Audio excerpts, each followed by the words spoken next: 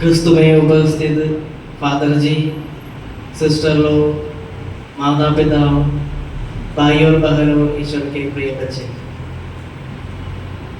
आज कलीसिया पेंतकुस्त का पर्व मना रहे हैं। ये एक ऐसा एक त्योहार है जिसमें हम हमारा चर्च में कुछ विशेष सजावट नहीं करते।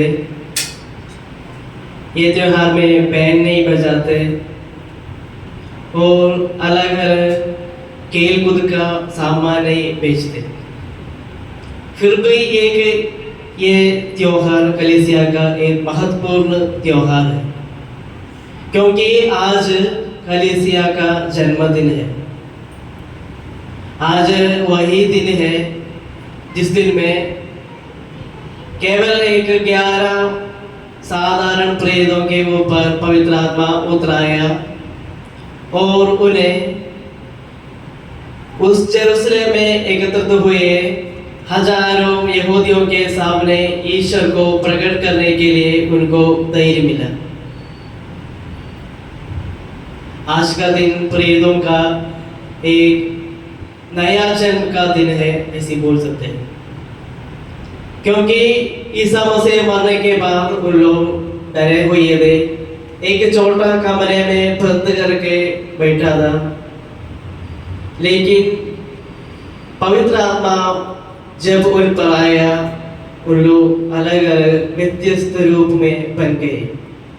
वो ईश्वर के दूसरों के सामने प्रकट करने के लिए, ईश्वर के बारे में बोलने के लिए उनको शक्ति मिली। उन लोग नया व्यक्ति बन गए। आज हम ऐसी प्रार्थना करना चाहिए कि हमें पवित्र आत्मा से भर दीजिए। जब बपतिस्मा द्वारा ईसा पवित्र आत्मा को स्वीकार किया, तो उन्हें मरुभूमि की परीक्षा में, शैतान के प्रलोभन में विजय पाने के लिए शक्ति मिली। जब देवदूत के संदेश द्वारा पवित्र मरियम पवित्र आत्मा को स्वीकार किया, मां मरियम ईश्वर की माता बनी। जब पवित्र आत्मा संत पेट्रोस के ऊपर उतराया,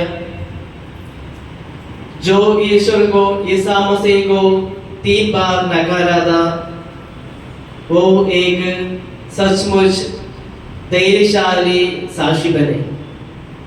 इसलिए हम भी ये पवित्र आत्मा से प्रार्थना करनी चाहिए। हम भी वही पवित्र आत्मा को स्वीकार किया है जब हम बपतिस्मा स्वीकार किए हैं। वो बपतिस्मा हमारे ऊपर है, उसे है प्रज्वलित करना ही हमारा कर्तव्य है। जब हम संत दानियल के नबी दानियल का ग्रंथ के पढ़ते हैं, नबूकदनेस्सर राजा 3 युवाओं को पकड़ते हैं और अग्नि में डालते हैं, क्योंकि वो सच्चा ईश्वर से आराधना करते थे। वो अग्नि में डालते समय, 3 युवाओं को डालते समय नबूकदनेस्सर राजा देखा, अभी उसमें 3 नहीं 4 व्यक्तियां हैं। 14 एक व्यक्ति वो अग्नि में खड़ा है। वो है पवित्र आत्मा हमारे जिंदगी में। एक 14 व्यक्ति हमारा जिंदगी में जब कठिनाइयां आती है, जब दुख आता है, ये पवित्र आत्मा एक सहायक रूप में हमें बचाते हैं। बचपन में हम माता पिता के साथ यात्रा करते थे।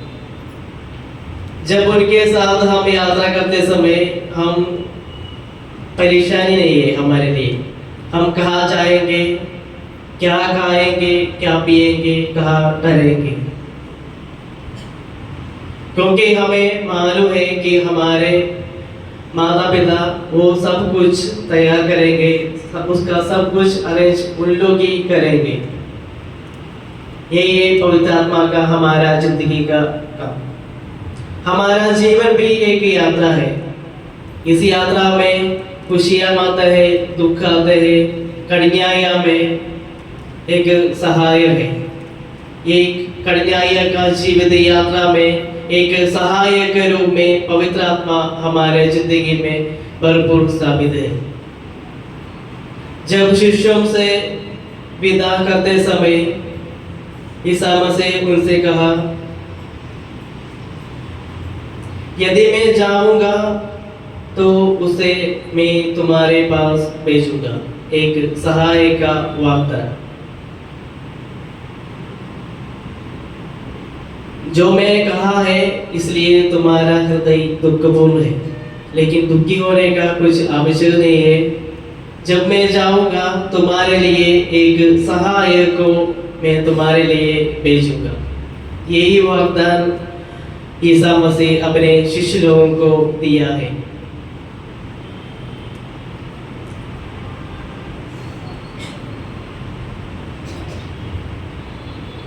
तो आइए, ये पवित्र आत्मा एक सहाय है।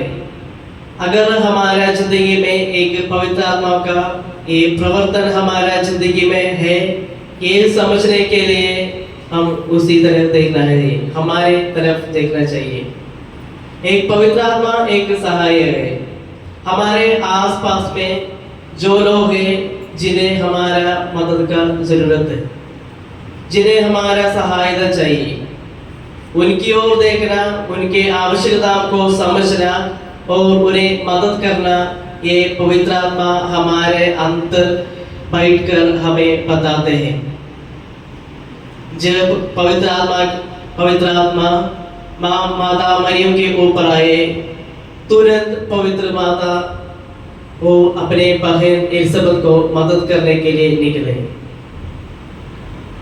उसी तरह पवित्र आत्मा हमारे ऊपर है, हमारा जिंदगी में है। हमारे आसपास में जो लोग हमारा सहायक का जरूरत है, उन्हें हमें मदद चाहिए, जिनकी ओर हम देखना हमारा कर्तव्य है। तो आइए, एक सहायक रूप में हमारे ऊपर आए पवित्र आत्मा को समझने और पवित्र आत्मा से हमारे जिंदगी को पूर्ण करने, हमारा जिंदगी को बनने के लिए हम पवित्र आत्मा से प्रार्थना करें। इस पवित्र बलिदान तुम्हारे लिए एक पवित्र आत्मा का दर्शन दिले, आप सबको पवित्र आशीष दे।